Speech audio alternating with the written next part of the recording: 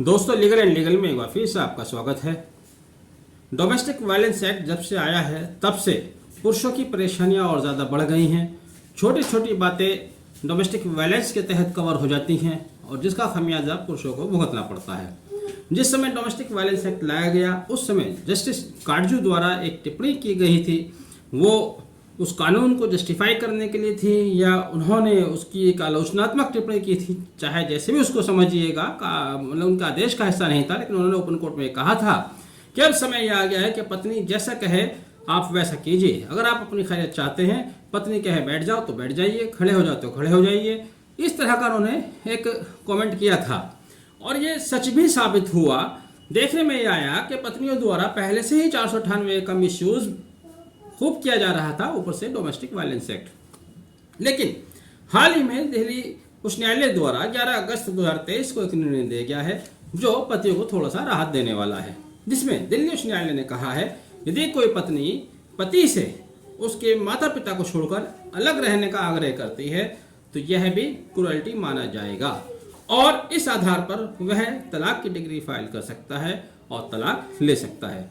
दरअसल यह पिटीशन दिल्ली उच्च न्यायालय के समक्ष सुनील अनेजा बनाम सोनिया के नाम से दायर की गई थी, जो कि एप्लीकेशन नंबर था 175/2017। पुराना इनका विवाद था सन 2000 में इनकी शादी हुई और 2007 से पत्नी अपने पति से अलग भी रह रही थी, तो डिजर्शन का भी एक मामला यहाँ बनता था। इसके अलावा पिटिशनर का कहना था कि उसकी पत्नी उसके ऊपर दबाव डालती है कि वो अपने बूढ़े माता पिता को छोड़कर अलग मकान में जाकर रहे। बीच में इन दोनों के बीच में कई सारे विवाद हुए। 2007 में जब से ये पत्नी अलग रह रही है, मारपीट की भी घटना हुई थी, एम्स में इनका ट्रीटमेंट भी हुआ, वहाँ 107 और 151 सीआरपीसी के तहत पति और उसके पिता का चालान भी हुआ।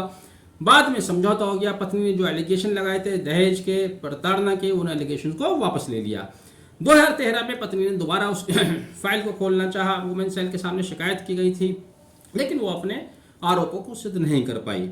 यहाँ पर भी जहाँ पत्नी द्वारा झूठे आरोप लगाए जाते हैं और वह सिद्ध नहीं कर पाते, यहाँ पर भी सुप्रीम कोर्ट का एक लीडिंग जजमेंट है जो कि मंग्या करासी बनाम युवराज 2020 का आदेश है, जिसमें सुप्रीम कोर्ट ने कहा है कि यदि पत्नी द्वारा पति पर दहेज मांगने की और प्रताड़ना करने के झूठे आरोप लगाए जाते हैं और उन आरोपों को सिद्ध नहीं कर पाती है तो यह भी मानसिक क्रूरता होगा और इस आधार पर भी तलाक ली जा सकती है।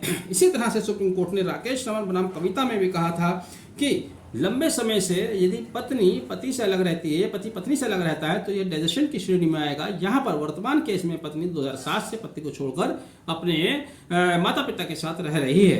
तो इस तरह से दिल्ली हाई कोर्ट ने पत्नी का पति के साथ अलग रहना और उसके ऊपर दबाव बनाना कि वो अपने माता पिता को छोड़कर उसके साथ आकर रहे, इसको क्रूरता की श्रेणी में माना और सेक्शन 13(1) सब क्लॉज 1A और 1B के तहत तलाक की डिग्री को उन्होंने सही करार दिया। तो इस तरह से पतियों के लिए थोड़ी सी राहत की बात यह है, जहां पर यदि वास्तव में पत्नी द्वारा इस तरह का दबाव दिया जाता है कि शादी के बाद वो अपने बूढ़े माता पिता को छोड़ दे, जो कि एक व्यक्ति के लिए संभव नहीं है, तब इस स्थिति में इसको भी क्रूरता मानते हुए तलाक की पिटीशन दाखिल की जा सकती है, तलाक की अर्जी दी जा सकती है और तलाक की अर्जी स्वीकार भी की जा सकती है। तो ये पतियों के हक में एक अच्छा फैसला है, लेकिन इसका दुरुपयोग बढ़ सकता है क्योंकि आजकल पतियों के भी हालात सबके सामने हैं, बहुत ज़्यादा चलन हो गया है। कुछ सुप्रीम कोर्ट की भी इसमें मेहरबानी रही है, जैसे सुप्रीम कोर्ट की तरह से कुछ आदेश इस तरह के आ गए हैं जिसका ये नाजायज़ फ़ायदा उठाया जा रहा है। शादी की जाती है, पता चला उन्होंने ऑलरेडी पहले कोई शादी कर रखी है या शादी के बाद कोई दूसरी शादी कर लेते हैं, तो इस स्थिति का नाजायज़ फ़ायदा भी पतियों द्वारा उठाया जा सकता है। लेकिन अगर सही तरह से इसका इस्तेमाल किया जाए, वास्तव में कोई पीड़ित है तो ये उनके लिए एक अच्छा निर्णय है, अच्छा जजमेंट है। बहरहाल आपने वीडियो आखिर तक देखा, पसंद आया है तो लाइक और शेयर ज़रूर कीजिएगा। चैनल सब्सक्राइब नहीं किया तो प्लीज़ सब्सक्राइब भी कीजिएगा। Thank you, have a nice day.